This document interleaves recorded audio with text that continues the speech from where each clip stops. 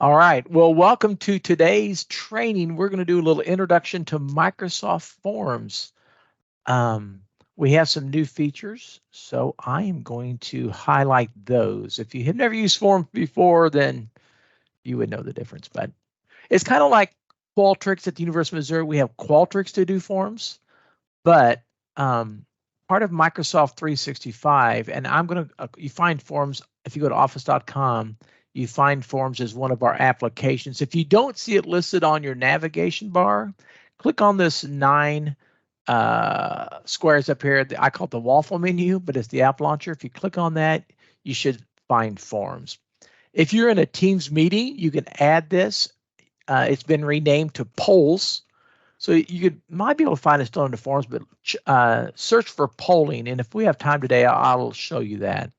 So I'm going to select forms. So since we are a educational institution, the default here is quiz. You can drop that down and make sure to pick out forms unless you actually do want to make a quiz. The new interface that's coming for forms, you can find it by over here, it'll say all forms. If I select that option, then I get the new interface for forms.office.com. Here is nice because they've actually separated the new quiz and a new form. In either case, when you select new form, it's going to look the same. So I'm going to go ahead and click on a new form, and we're just going to create a new form today. The first thing you'll see is your name of your form. It's entitled to start with. I can select that, and you can name your form whatever you wish. And I'll just call this today's demo form. I don't know what today is. It's March, I'll just say 15th. I'm not sure if I have that correct. So you can name it whatever you wish. You can also, something they knew that they— I have a question real quick. Yes, yep. How do you get to the new form area? Yeah, so if you go to, so if you go to office.com and you log in with your university credentials, your username at umsystem.edu, you should be coming into what looks like office.com. I mean, it'll look like this. Welcome to 365, Microsoft 365.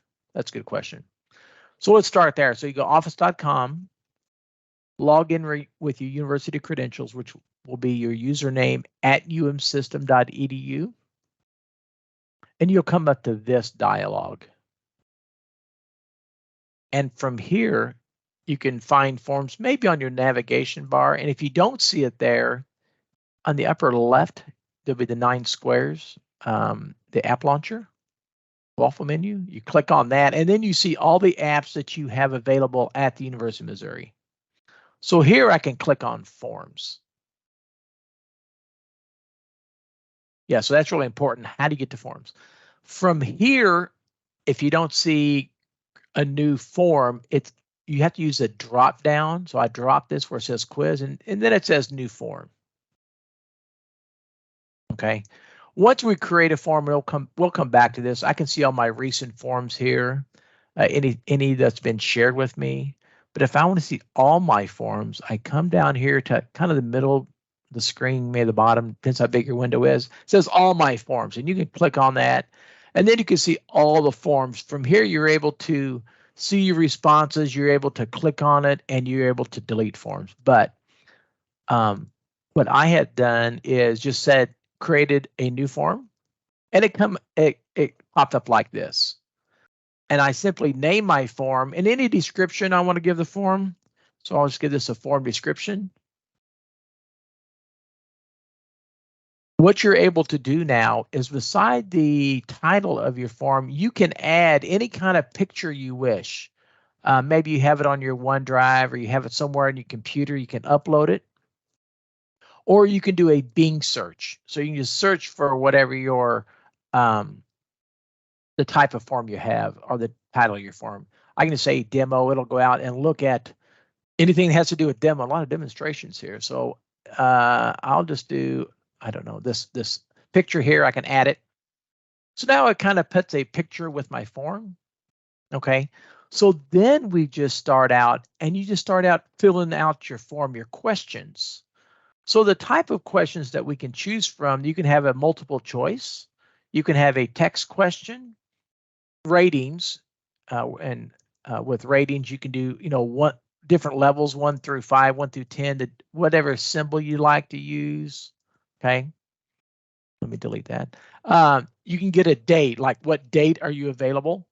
And then if I drop this down, I have a few more options. I can do rankings. A Likert is, it has rows and columns. And on my training, I use like, how familiar are you with the following applications? And then I list out Teams, OneDrive, and then say not very familiar. I need an introductory class. So that's kind of a Likert. You can have people upload a file, right? And then a Net Promoter Score section. If you have a long form, you might break it down into sections, okay? But let me just go ahead and do a multiple choice. When I do a multiple choice, I can click on multiple choice, and I can just say, maybe, what is your favorite color? What is your favorite color? Now, it has some what's called AI and artificial intelligence. So if I come down here and I say red, and then I go to the next option, it's going to say, oh, you must be talking about colors. Here's some sample ones you could select from. So, or you can type in your own. I'll just type in these or select these to get some on there. And again, I can also come and add a picture. I can insert a video or an image. So if I insert an image, again, where you want to get it from, I'm going to say this has to do with, this has to do with color. I think you get the idea on that. And you can also choose a picture or anything for each of your answers. So if you have a question in biology, maybe you want to show a picture of the different answers, right? So that's just something new that they've added. Now, with each question that you ask, if you look at the bottom, you can allow multiple answers, like what are your favorite colors? Your favorite colors, okay? Now I can say, give me all your favorite colors. I can do multiple answers and select total number of options. I'm going to say you can have, at most 3 options, or you can only have exactly 2 options. So you have some more options when you select one of these. I can also make this question a required field, okay?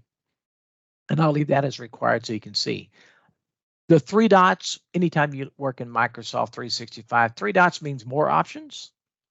So if I click on this, maybe I want to shuffle my question. If you're given to students, if they have a lazy eye and they look over or something, you can have it shuffle the questions. You can also change this to a drop down. So instead of these bullets here, let me just show you the difference here. If I say preview this is what this would look like. And I'll get to the preview here in a second. But if I make this a drop down, okay, and now I go to preview, then it becomes, what is your favorite color? They drop it down and then they choose, okay? With this, of course, you can't have multiples because they can't choose that. The asterisk here means it is required, okay? You also notice there's accessibility. It will read you the question. Immersive Reader will read you the question. Okay, let's go back to the edit here just by clicking on it. The last option here, well, not the last one. Let me turn that back.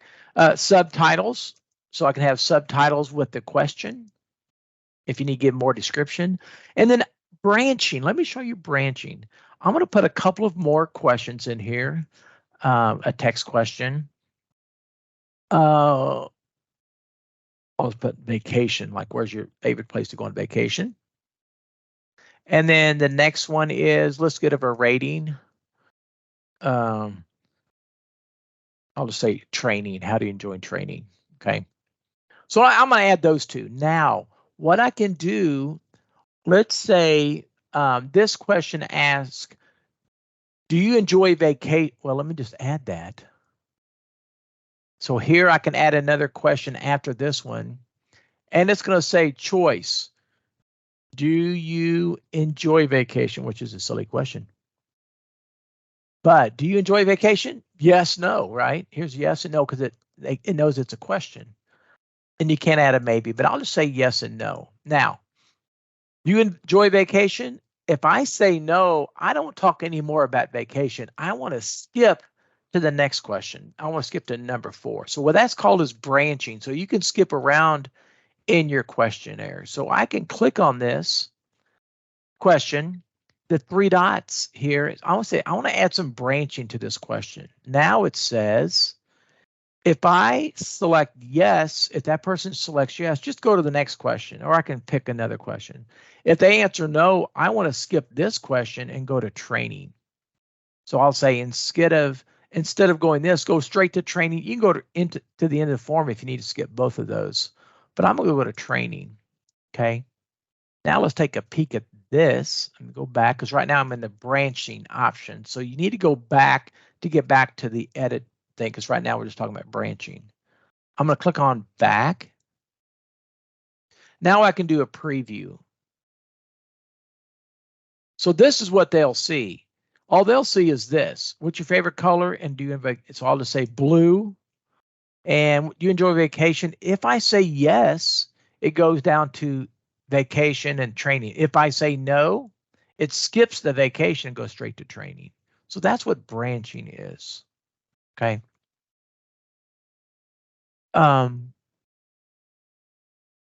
Here's some questions, suggestions. That's something new. Another thing they've added that's new, so they can give some recommended things, some things that you've used before. Okay. Here's some questions here. Oops, let me scroll that down. So there's some questions based on maybe what you've asked thus far. So it has some AI again. Okay. So as we start to develop this, as you see, what I've used a lot of is preview. So as I'm working on this, I occasionally pop up here to preview to see what it's going to look like for my end users, right? Let me check you all let me know if there's anything in the chat here. So this is my preview for a computer. So this is what it would look like on a computer. I can also see what it's going to look like on a mobile device, since a lot of people use their phones or something to take questions, do polls. So I'm going to look on a mobile and see, I can see what it looks like on a mobile. So if I scroll down, if this isn't a multiple choice, if this isn't multiple answers, maybe I'll use a drop down on that. Because, especially if you have a lot of options, because we don't want people to have to scroll a lot, but you can decide that. And again, they could click on this on their phone and it'll read to them. Again, if I hit yes, it's going to go to the next question, or no, it'll skip down to the training and they can just submit those. So it looks good so far. I'm going to go back. Let me show you a couple of other things that you'll use up here along the title bar. As people fill out this form, I can always, here's the questions that I've asked. I can see the responses of my form. Right now I don't have any, but I'll show you a form that does have some responses. Across the top, we've looked at preview style. So on the style right now, by default, it just has this template here. I can look at other templates. They now have animated ones. So I could click on something like this. If you're having a meeting, here's some exciting ones, but you can scroll this down and see the different, there's animated and then there's more still ones. So what this will look like, again, once I select one, let's preview that. On the preview, it'll just show on this particular template, just the introduction to it. Once they get into the form, they have to click on Start Now. So they can see the description and the date. I can start now. Once they're in there, all the animation is gone. They have kind of a light backdrop, just so it doesn't become real distracting during the questionnaire. Okay, and let me go back. So I'm gonna go back to this because during the training, I don't want to get you all too distracted. There's also the option of just having whatever your background, right? Here's a dark blue or green background based on what you've selected. Okay. Another new feature is, if you've used forms before, you can add some background music. Let me, one thing I didn't do is share my audio. Let me turn on my audio. Okay, I did that for the meeting. Include background music. So you can turn that on and select, it's already something that Microsoft, I don't think there's an option right now to add your own music, which is probably good. So like, let's say, here's a sea swell, you're out by the ocean, listen to some casual music. So I can have that you can see that this is scrolling like an old CD. You know, hopefully, I don't know if kids don't use CDs anymore. But if I preview this, what it will look like for them, it's muted. So they could turn that on. You could tell them, so they can have something to listen to while they're filling out the form. And again, they could just click this to mute it, like an old record player. Okay, an old 45 for us people who remember those. So again, that's under styles. They added music.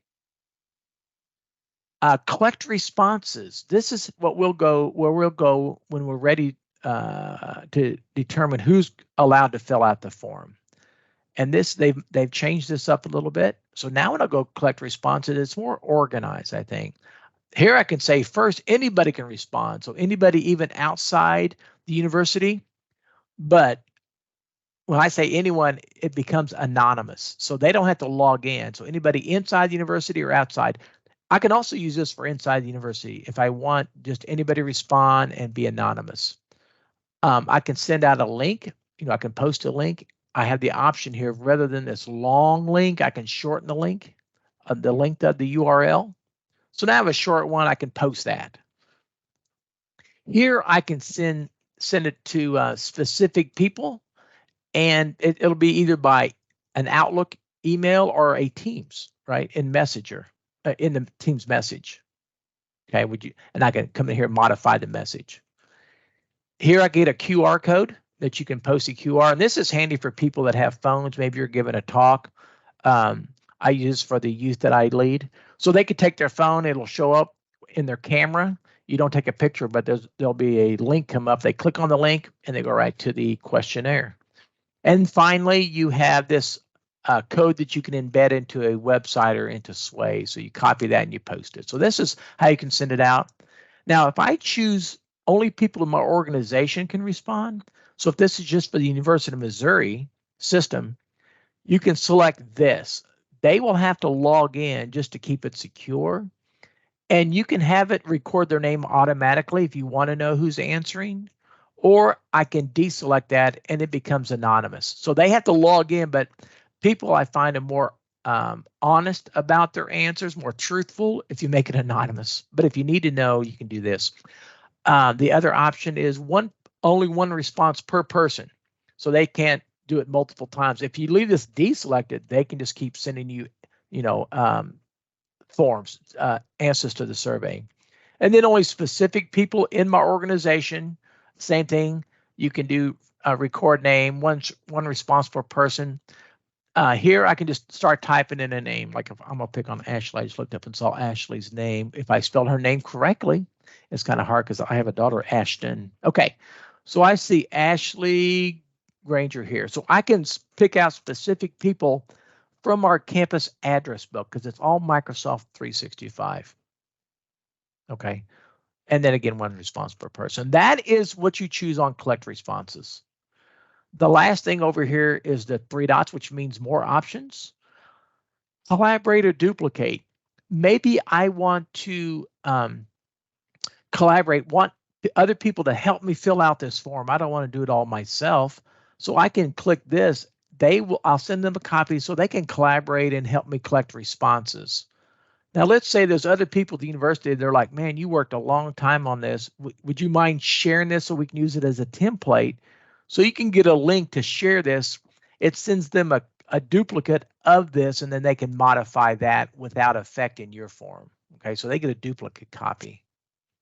That's under this. Multilingual, if that's an option, if that's something you need, you can say you have the United States, and maybe on your form you also need Dutch, German. So you can add that, and then they can have the option on their form to see it in English or in Dutch. I'll delete that one. Okay. That's multilingual. You can print the form, feedback to Microsoft. But another important one is under settings. So this is the settings for your form. Again, who's allowed to fill out this form? And we kind of did some of that. Anyone can respond, only certain people. But here is the options for the responses. So you can accept responses at any time. Maybe you only want this form to be active during a certain week or just a certain date range. he can say, I want to only collect responses start at this time, end at this time, right? I only want to collect you're only allowed to do the forms today, you know, from 12 to 4. You can set that here, okay? Set time duration. How long do you get to fill out the form? You have 30 minutes, okay? That's so people don't leave it open, and it will send the form whatever you, at the end of that, it'll send it whatever you filled out. Shuffle questions again. Show progress bar. That is if you have a long form, it'll say, okay, you got 1 of 20, you know, it'll show the progress. So they not wondering how much longer.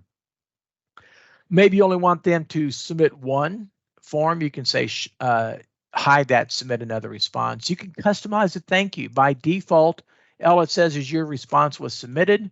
You can change that to whatever you wish. And then whether or not allow recipient of responses. So they get a receipt that's been submitted, and maybe you'd like to know when each response has been submitted. If you have a lot of people, that might be a lot of emails, okay? So you will get emailed when they're submitted. All right, let me just take a peek here on how we're doing. Any questions so far? All right.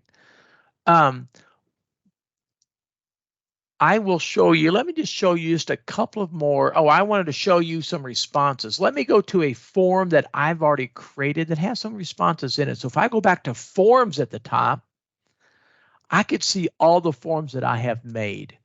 I have a form that I use for training. Okay, and I'll be willing to show you that. It shows I have 70 responses. Here's today's form that I did. So you can see the different forms that I've created. I have 70 here. Let me just show you what that looks like. So here's my form. Here's what a Likert looks like, a text message, or a text question. Here's another Likert that I use, and I have it jump around based on questions, but you notice that I have 70 responses. So I can click on this. Now it shows a summary that I can see. Okay, the 70 responses, average time to complete. It's been a while because some people have forgotten, left it on. I need to set my timer. So it kind of shows a summary. So whether or not it was beneficial, or let's see, how was your experience? Sorry.